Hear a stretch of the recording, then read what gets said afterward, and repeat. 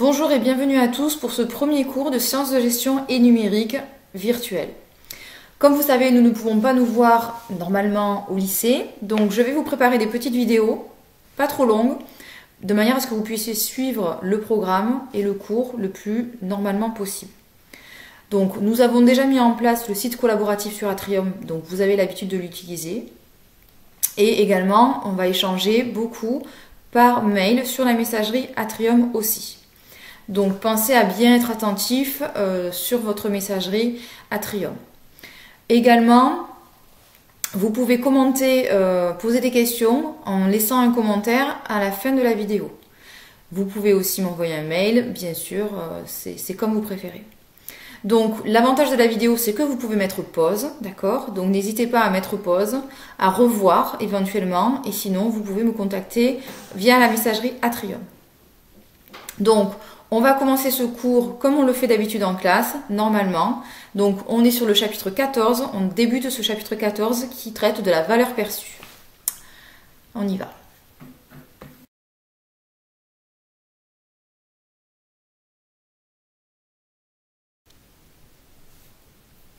Donc nous attaquons ce chapitre 14 sur la valeur perçue. Donc on est toujours dans le thème 3, création de valeur et performance. Dans ce thème 3, on a deux questions de gestion. On est toujours sur la première question de gestion. Peut-on mesurer la contribution de chaque acteur à la création de valeur? On a déjà étudié une première partie de cette question avec le chapitre 12 et le chapitre 13. Donc le chapitre 12 sur la contribution des acteurs à la valeur ajoutée et le chapitre 13 que nous avons terminé, la valeur financière, boursière et partenariale. La valeur perçue, le sens de la leçon. Donc on est toujours dans le cadre d'une organisation, c'est-à-dire une entreprise privée ou une administration publique ou bien une association. Donc on a des acteurs dans ces différentes structures qui vont créer de la valeur. On va vraiment s'intéresser à la valeur qui est créée pour le client.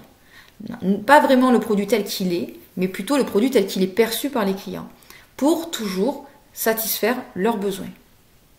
Donc pour cette leçon, nous allons avoir deux objectifs. Le premier objectif, caractériser les différents types de valeurs et les mettre en relation avec les attentes d'acteurs. Deuxième objectif, analyser la relation entre le prix, le coût et le niveau de qualité d'un produit ou d'un service.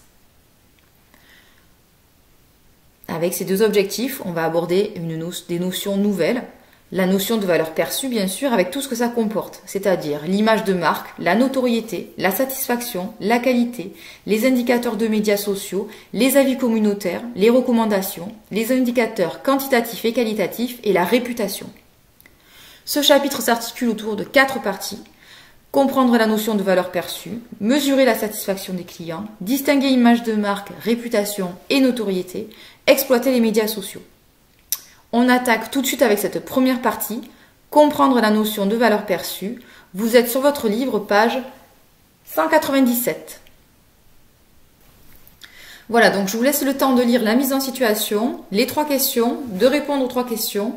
Vous mettez la vidéo en pause, on se retrouve juste après.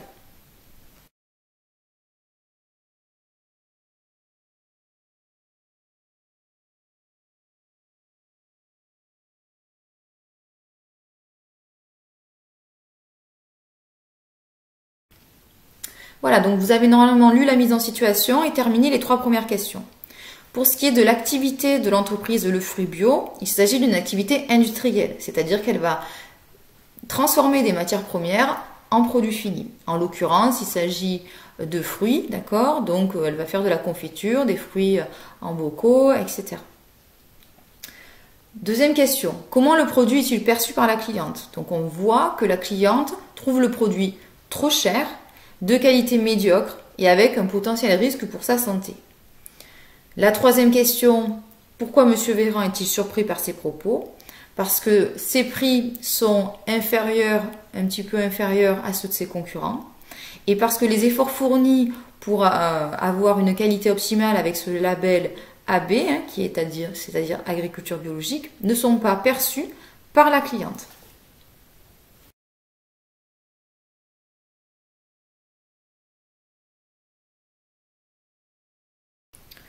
On passe maintenant à la page 198. Je vous laisse lire les documents 1 et 2, ainsi que les documents ressources. Ensuite, vous passez page 199. Vous répondez à la première petite question qui est à côté de la mise en situation tout en haut, c'est-à-dire à partir du document 1, identifier auprès de quels acteurs la valeur perçue peut être mesurée. Et ensuite, vous répondez à l'itinéraire 2, c'est-à-dire vous avez 3 questions, elles sont à moi de la page. Donc, les 3 dernières questions de la page 199, l'itinéraire 2, vous mettez la vidéo sur pause et on se retrouve juste après.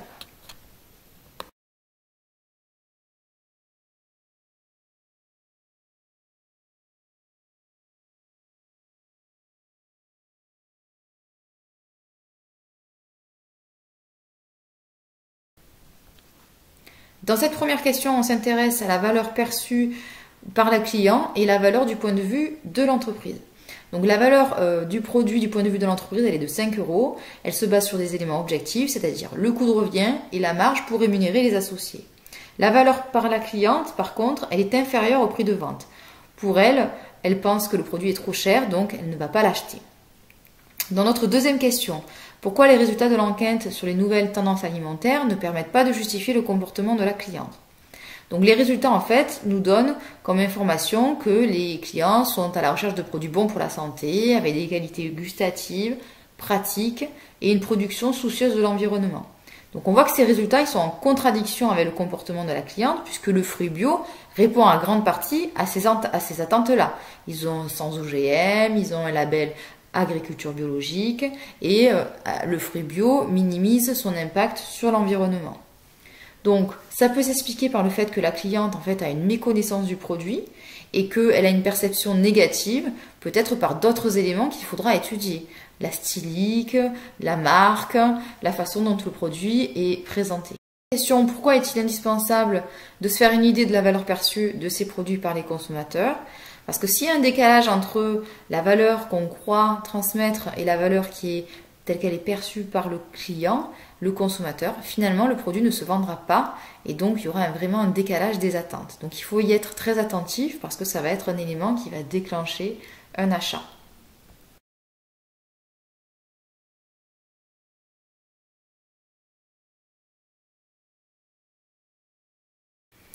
Voilà, donc nous allons synthétiser les premières notions de cette première partie, comprendre la notion de valeur perçue. Grand A, définition. La valeur perçue est la valeur que prend un bien ou un service dans l'esprit d'un consommateur. Elle résulte de la confrontation entre, d'un côté, les avantages attendus, c'est-à-dire la facilité d'utilisation, les apports pour la santé, l'appartenance à un groupe, et les sacrifices consentis, le prix, les efforts, le temps pour acquérir le bien. Elle est subjective, ça veut dire qu'elle peut être différente d'un individu à un autre. Elle n'a pas de lien direct avec la valeur réelle du produit ou son coût de revient. Deuxième point, grand B, les éléments d'influence de la valeur perçue. La valeur perçue par un consommateur est un processus lent basé à la fois sur des éléments objectifs, c'est-à-dire les qualités du produit réel, et les éléments subjectifs, c'est-à-dire l'image de marque, ce que ça peut évoquer chez le consommateur. Par ces décisions, l'organisation peut donc influencer la valeur perçue par les consommateurs en agissant sur ces éléments. Je vous ai mis un exemple, toute modification des caractéristiques du bien ou du service, le lancement d'actions de communication, un changement de positionnement de la marque ou du produit, le choix d'une nouvelle cible, etc., etc. Voilà, cette première partie de cours est terminée. On se retrouve pour une prochaine vidéo pour aborder le deuxième point de ce chapitre 14 sur la valeur perçue. Bon travail et à très bientôt.